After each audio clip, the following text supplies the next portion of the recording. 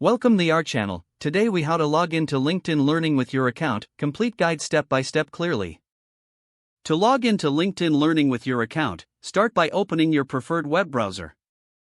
Type www.linkedin.com/learning into the address bar and hit enter.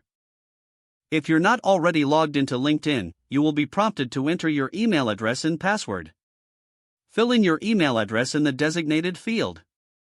Next, enter your password in the appropriate box. Once you have entered your credentials, click on the Sign In button.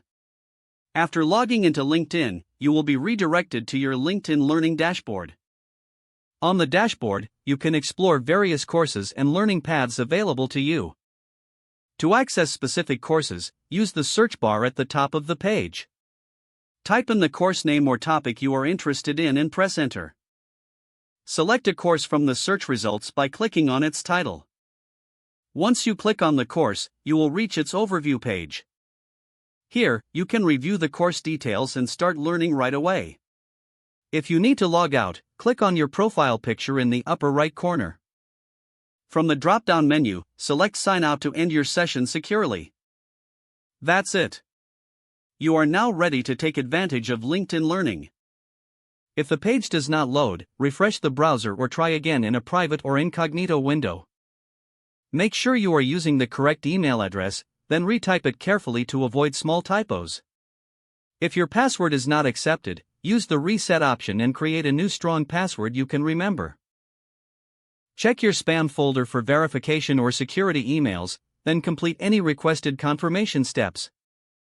Enable two-factor authentication if available to improve account security and reduce unauthorized access risk. After signing in, review your profile details so your contact information and settings are accurate and current.